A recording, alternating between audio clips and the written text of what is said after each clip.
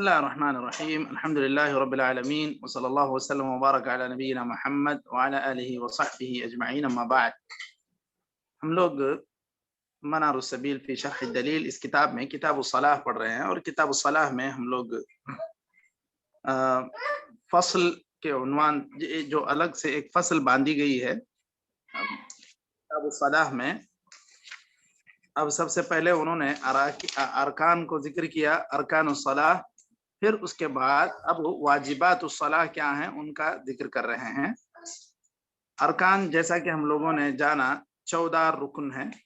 اب اس کے بعد واجباتها 8 یعنی نماز کے 8 واجبات ہیں فقہ حنبلی کے اعتبار سے. یہاں سے گفتگو شروع کرنی ہے. جی شیخ پڑھیں. بسم اللہ الرحمن الرحیم. فصل وواجباتها 8 تبطل الصلاة بتركها عمدا وتسقط سهوا وجهلا. التكبير لغير الإحرام لقول ابن مسعود رأيت النبي صلى الله عليه وسلم يكبر في كل رفع وخفض وقيام وقعود. رواه أحمد والنسائي والترمذي وصححه. وأمر صلى الله عليه وسلم به وأمره للوجوب، لكن تكبيرة المسبوق التي بعد تكبيرة الإحرام سنة للركوع نص عليه لأنه نقل عن زيد بن ثابت وابن عمر ولم يعرف لهما مخالف قاله في المغني. وقول سمع الله لمن حمد للإمام والمنفرد لحديث أبي هريرة كان رسول الله صلى الله عليه وسلم يكبر حين يقوم إلى الصلاة ثم يكبر حين يركع ثم يقول سمع الله لمن حمد حين يرفع صلبه من الركعة ثم يقول وهو قائم ربنا ولك الحمد. متفق عليه. لا للمأموم لحديث أبي موسى وفيه وإذا قال سمع الله لمن حمده فقولوا اللهم ربنا لك الحمد. رواه أحمد ومسلم. وقول ربنا ولك الحمد للكل لما تقدم قال في المغني وهو قول أكثر أهل العلم. وقول سبحان ربي العظيم مرة في الركوع وسبحان ربي الأعلى مرة في السجود لقول حذيفة في حديثه فكان يعني النبي صلى الله عليه وسلم يقول في ركوعه سبحان ربي العظيم وفي سجوده سبحان ربي الأعلى. رواه الخمسة وصححه الترمذي. وعن عقبة بن عامر قال لما نزلت فسبح باسم ربك العظيم قال لنا رسول الله صلى الله عليه وسلم اجعلوها في ركوعكم فلما نزلت سبح اسم ربك الأعلى قال اجعلوها في سجودكم. رواه أحمد وأبو داود وابن ماجه. ورب اغفر لي بين السجدتين لحديث حذيفة أن النبي صلى الله عليه وسلم كان يقول بين السجدتين رب اغفر لي رب اغفر لي. رواه النسائي وابن ماجه. والتشهد الأول على غير من قام إمامه سهوا لوجوب متابعته. والجلوس له لحديث ابن مسعود مرفوعا إذا قعدتم في كل ركعتين فقولوا التحيات لله. الحديث رواه أحمد والنسائي. وفي حديث رفاعة بن رافع فإذا جلست في وسط الصلاة فاطمئن وافترش فخذك اليسرى ثم تشهد. رواه أبو داود. ولما نسيه في صلاة الظهر سجد سجدتين قبل أن يسلم مكان ما نسي من الجلوس. رواه الجماعة بمعناه. چلیے ٹھیک. بسم اللہ الرحمن الرحیم الحمد للہ رب العالمین وصلی اللہ وسلم وبارک علی نبینا محمد وعلی آلہ وصحبہ اجمعین اما بعد. ہم لوگ منار السبیل فی شرح الدلیل اس کتاب میں کتاب الصلاح پڑھ رہے ہیں، اور کتاب الصلاح میں ہم لوگ اب واجبات الصلاح پڑھنے جا رہے ہیں. یعنی وہ چیزیں جو رکن تو نہیں ہیں لیکن واجب ہیں. اور ان کے تعلق سے ہم یہاں وضاحت یہ کر رہے ہیں تبطل الصلاة بترکها عمدا وتسقط سہوا وجہلا، واجب وہ ہے جو عمدن ترک کرنے پر نماز باطل ہوگی، اور اگر سہون یا جہلن یہ چھوٹ جاتا ہے واجب تو ایسی صورت میں وہ ساقط ہو جائے گا، یعنی معفو عنہ ہے، اس کے اوپر کوئی نقص نہیں آئے گا، نماز میں کوئی نقص نہیں آئے گا، صرف اتنا ہے کہ اگر بھول جائے، یاد آ جائے تو اس کے بعد اسے سجدہ سہو کر لینا چاہیے۔ سجدہ سہو کی مزید تفصیلات سامنے کچھ ابواب میں آ رہی ہیں۔ یہاں سب سے پہلے اب جو واجبات کا ذکر وہ شروع کر رہے ہیں، تو سب سے پہلے انہوں نے کہا التکبیر لغیر الاحرام، تکبیر جو تکبیر تحریمہ کے علاوہ ہو، اس کو فقہی کتابوں میں تکبیرات الانتقال بھی کہا جاتا ہے، یعنی آپ ایک رکن سے دوسرے رکن کو جب منتقل ہوتے ہیں اس صورت میں جو تکبیر اللہ اکبر کہہ کے کہتے ہیں اسی کو تکبیرات الانتقال کہا جاتا ہے۔ حضرت ابن مسعود رضی اللہ عنہ کا قول ہے، وہ فرماتے ہیں کہ میں نے نبی کریم صلی اللہ علیہ وسلم کو ہر اٹھتے وقت اور ہر جھکتے وقت میں نے آپ صلی اللہ علیہ وسلم کو تکبیر کہتے ہوئے سنا یا دیکھا۔ تو اب ہر رفع اور ہر خفض کا مطلب یہ کہ اگر جب قیام سے رکوع میں جا رہے ہیں یا رکوع سے سجدے میں جا رہے ہیں تو ان تمام میں، رفع میں پھر یا سجدے سے سر اٹھا رہے ہیں اور قیام کی طرف جا رہے ہیں، تو ان سارے رفع اور خفض میں، قیام میں نے نبی کریم صلی اللہ علیہ وسلم کو تکبیر کہتے ہوئے سنا۔ یہ نبی کریم صلی اللہ علیہ وسلم کا طریقہ ہے اور اسی کے مطابق آدمی کو نماز پڑھنا چاہیے، اور آپ صلی اللہ علیہ وسلم نے حکم بھی دیا کہ آدمی نماز ایسے پڑھے جیسے اللہ کے رسول صلی اللہ علیہ وسلم نے پڑھی تھی۔ ایک منٹ،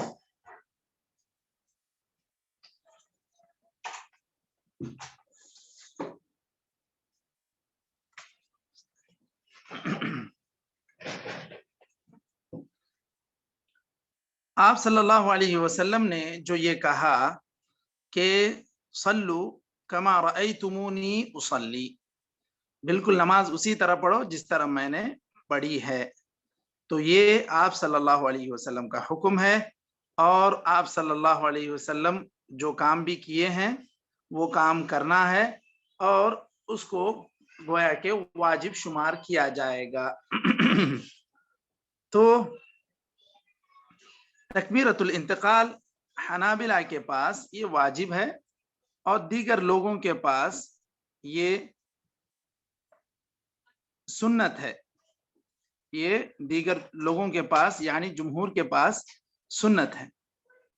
اب یہ مسئلہ کہ کیا امام کے حق میں اور ماموم کے حق میں، دونوں کے حق میں واجب ہے یا صرف کسی ایک کے حق میں واجب ہے، تو یہاں حنابلہ کے پاس یہ ہے کہ دونوں کے حق میں واجب ہے، لیکن اگر ماموم سے سہو ہو جاتا ہے، ماموم بھول جاتا ہے تو وہ معفو عنہ ہے۔ عمدن آدمی عمدن مأموم نہ چھوڑے، کیونکہ جیسا ابھی انہوں نے کہا، حضرت ابن مسعود رضی اللہ عنہ نے کہا کہ میں نے اللہ کے نبی کو ہر خفض اور رفع میں تکبیر کہتے ہوئے دیکھا ہے، تو اس اعتبار سے امام کے لیے بھی مأموم کے لیے بھی یہ تکبیرۃ الانتقال کو واجب سمجھتے ہیں۔ بس امام اور مأموم میں فرق یہ ہوگا کہ امام جہرن تکبیر انتقال کہے گا اور مأموم سرن کہے گا، کیونکہ کیا وجہ ہے کہ امام صرف جہرن کہے گا اور مأموم سرن کہے گا، کیا وجہ ہے مشائخ؟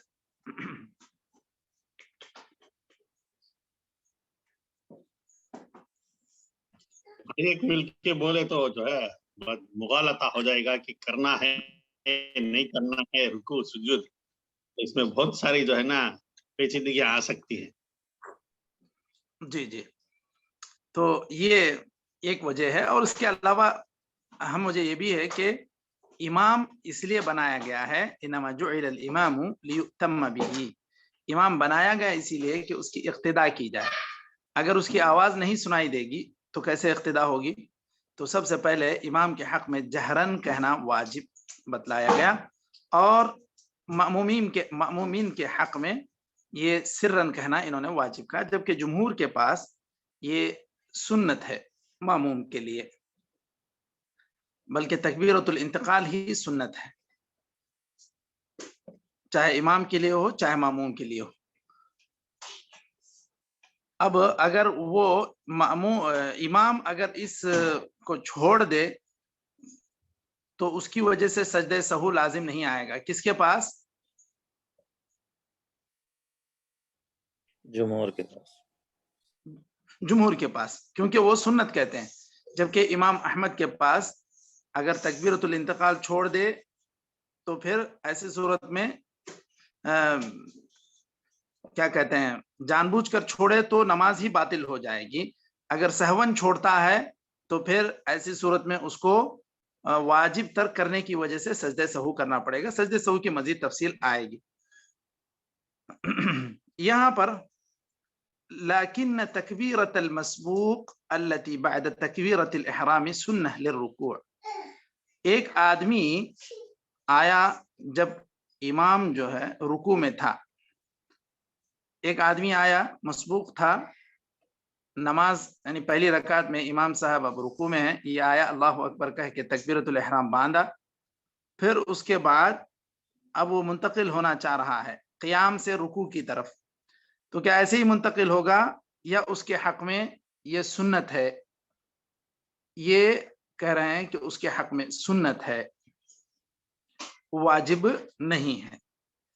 نص علیہ، اس پر امام احمد نے اپنے کیا کہتے ہیں نص باقاعدہ اس کو لکھا ہے، اس کو بتلایا ہے، بیان کیا ہے.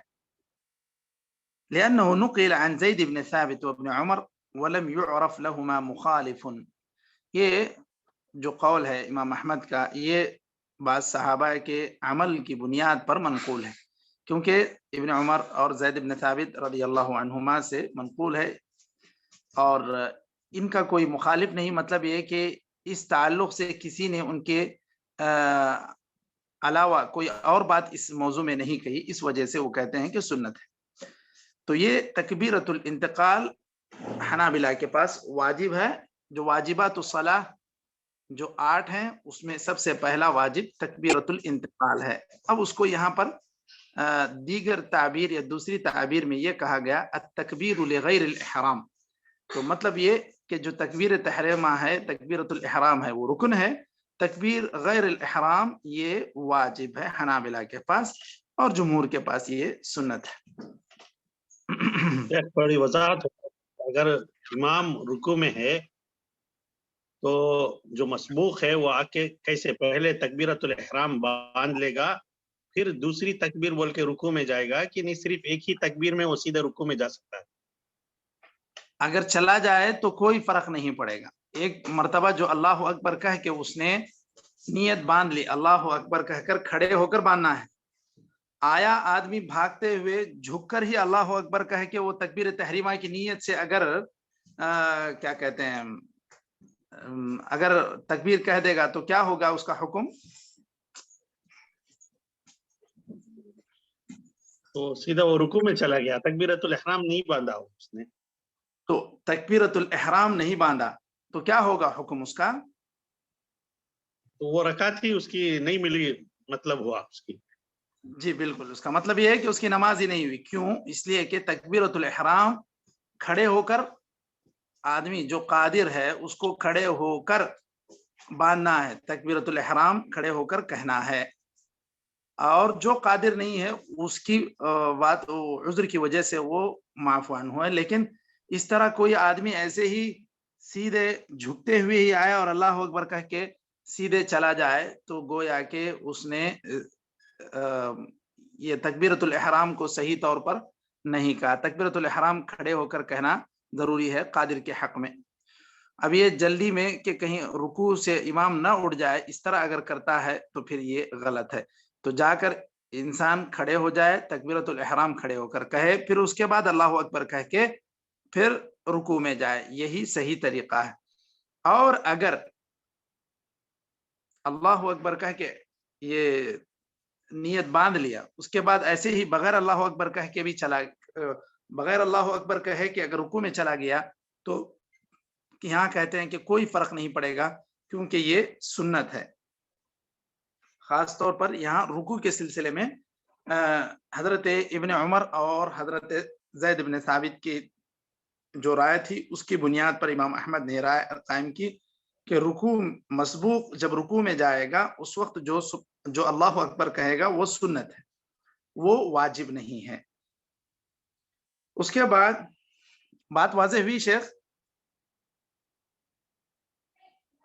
جی مولوی صاحب, الحمدللہ الحمدللہ. یعنی کہ وہ تکبیرۃ الاحرام باندھنے کے بعد بغیر رکوع کے لیے تکبیر بولے کے فوری چلے جا سکتا ہے. بالکل جی.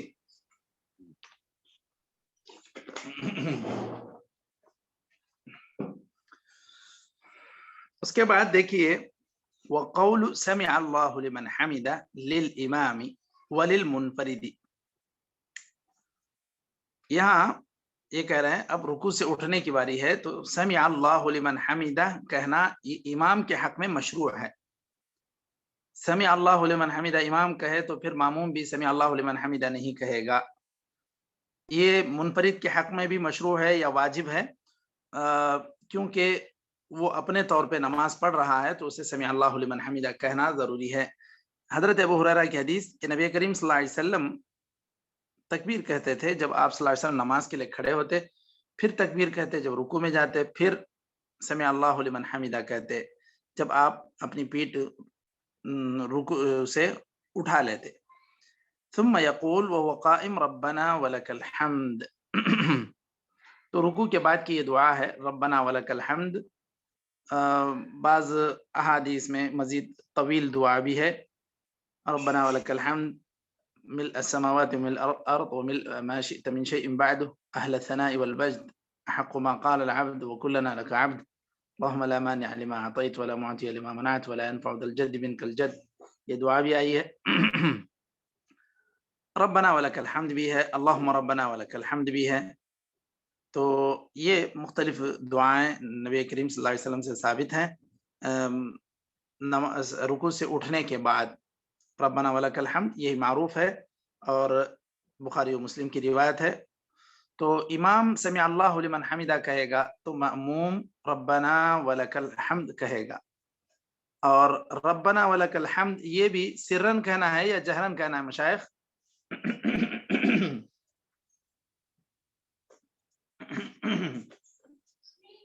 شاید سے جی سنا نہیں. ربنا ولک الحمد سرن ہی شاید.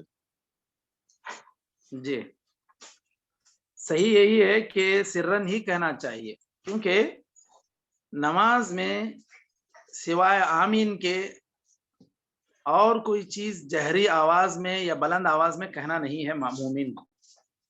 ورنہ اس طرح اگر ہر کوئی تکبیرۃ الانتقال یا ربنا ولک الحمد یہ جہرن کہے گا تو پھر لوگوں کو تشویش ہوگی, پاس والوں کو.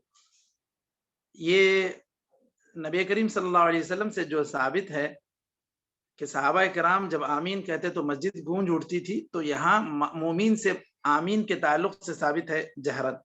بقیہ چیزوں میں مأمومین سے جہر مطلوب نہیں ہے کیونکہ ان کی کوئی اقتداء نہیں کر رہا ہے. اقتداء تو صرف امام کی جا رہی ہے. یا پھر جو ہے جو آدمی مکبر ہوگا وہ آدمی بلند آواز سے کہے گا. سمجھ رہے ہیں مشائخ؟ مکبر تو واضح ہے نا.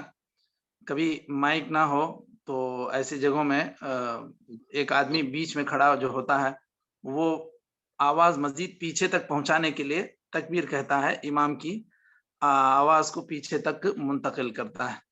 اور آپ دیکھتے بھی ہیں کہ سمع اللہ لمن حمیدہ اگر امام کہتا ہے تو ماموم یعنی جو مکبر بھی ہو تو وہ کیا کہتا ہے؟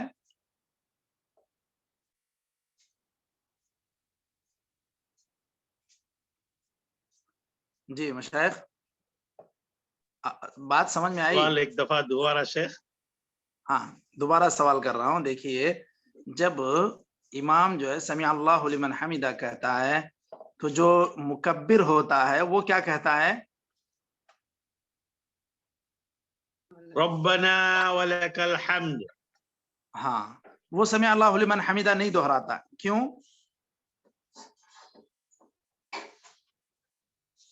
کیونکہ امام نے کہہ دیا وہی کافی ہے. ہاں تو یہ ماموم کے حق میں مشروع نہیں ہے، ماموم کے حق میں واجب نہیں ہے. ماموم کے حق میں ربنا ولک الحمد یہ کہنا ہے، اور امام کے حق میں سمع اللہ لمن حمیدہ کہنا ہے. تو اسی لیے جو مکبر ہوتا ہے وہ بھی صرف ربنا ولک الحمد بلند آواز سے کہہ دیتا ہے، بقیہ جو مامومین ہیں وہ سرن ہی کہیں گے. تو یہ نبی کریم صلی اللہ علیہ وسلم سے یہ تکبیر اور سمع اللہ لمن حمیدہ یہ منقول ہے کہ آپ صلی اللہ علیہ وسلم جب رکوع سے سر اٹھاتے تو سمع اللہ لمن حمیدہ کہتے، پھر ربنا ولک الحمد کہتے. تو اس طرح پتہ یہ چلا کہ امام کے حق میں بھی مأموم کے حق میں بھی ربنا ولک الحمد کہنا یہ مشروع ہے. سمع اللہ لمن حمیدہ صرف امام کہے گا یا منفرد کہے گا، منفرد جو اپنے طور پہ تنہا نماز پڑھ رہا ہے. لا للمأمومی، یہاں پر دیکھیے وضاحت مزید انہوں نے کر دی نیچے کہ یہ جو سمع اللہ لمن حمیدہ کہنا ہے یہ مأموم کے لیے نہیں ہے. کیوں؟ حضرت ابو موسیٰ اشعری کی حدیث ہے وَإِذَا قَالَ سَمِعَ اللَّهُ لِمَنْ حَمِدَهُ، یعنی جب امام سمع اللہ لمن حمیدہ کہے تو تم لوگ اللہم ربنا لک الحمد کہو. یہ صحیح مسلم اور مسند احمد کی روایت ہے. وقول ربنا ولک الحمد للکل، ربنا ولک الحمد امام کو بھی کہنا ہے، مأموم کو بھی کہنا ہے، منفرد کو بھی کہنا ہے. تو للکل سے مراد یہاں پر سبھی امام مأموم منفرد تمام ہے. لما تقدم سب لوگوں کو کہنا ہے، کیونکہ آپ صلی اللہ علیہ وسلم نے جو کہا وَإِذَا قَالَ سَمِعَ اللَّهُ لِمَنْ حَمِدَهُ فَقُولُوا اللَّهُمَّ رَبَّنَا لَكَ الْحَمْدُ. تو یہ آپ صلی اللہ علیہ وسلم کا جو خطاب ہے سبھی لوگوں سے ہے، اسی وجہ سے سب کو ہی ربنا ولک الحمد کہنا چاہیے، اور یہی اکثر اہل علم کا قول ہے. وقول سبحان ربی العظیم مرتن فی الرکوع، اس کے بعد رکوع میں جو دعا پڑھی جائے گی وہ سبحان ربی العظیم، اور سجود میں سبحان ربی الاعلی. یہ کیوں؟ حضرت حذیفہ رضی اللہ عنہ سے منقول ہے کہ نبی کریم صلی اللہ علیہ وسلم رکوع میں سبحان ربی العظیم کہتے تھے، سجود میں سبحان ربی الاعلی کہتے تھے. آپ صلی اللہ علیہ وسلم سے مزید دیگر اس تعلق سے تفصیل یہ بھی منقول ہے کہ جب فسبح بسم ربک العظیم سورہ واقعہ کی آیت نازل ہوئی تو آپ صلی اللہ علیہ وسلم نے کہا کہ تم اسے اپنے رکوع میں ایک ورد بنا لو یا ایک دعا بنا لو، یہ رکوع کی دعا بن جائے. پھر جب سبح اسم ربک الاعلی یہ صورت نازل ہوئی تو آپ صلی اللہ علیہ وسلم نے کہا اجعلوها فی سجودکم، یعنی سجدے میں اس دعا کو تم لوگ منتخب کر لو، یعنی پڑھنے کے لیے. اس کے بعد اب یہاں تک انہوں نے جتنے واجبات گنائے ہیں دیکھیں، ایک تو تکبیرۃ الانتقال، اس کے بعد سمع اللہ لمن حمیدہ کہنا امام کے لیے، پھر ربنا ولک الحمد کہنا سب کے لیے، سبحان ربی العظیم اور سبحان ربی الاعلی کہنا ایک ایک مرتبہ سجدے میں، رکوع میں سبحان ربی العظیم اور سجدے میں سبحان ربی الاعلی کہنا، یہ کیا کہتے ہیں واجبات ہو گئے. یہ مطلب سبحان ربی العظیم رکوع میں کہنا یہ الگ واجب، پھر سجدے میں سبحان ربی الاعلی کہنا یہ الگ واجب ہے. 5 واجبات یہاں تک ہو گئے. چھٹا واجب रब्ब इग़फ़िरली बैन सजदतैन, दोनों सजदों के दरमियान रब्ब इग़फ़िरली पढ़ना या अल्लाहुम्मा इग़फ़िरली वरहमनी वहदिनी वआफ़िनी वरज़ुक़नी, इस तरह जो मजीद इजाफे के जो रिवायत है उसको पढ़ना, ये वाजिब है। ये सिर्फ हनाबिला के पास वाजिब है, दीगर जमहूर के पास दो सजदों के दरमियान रब्ब इग़फ़िरली कहना वाजिब नहीं है, सुन्नत।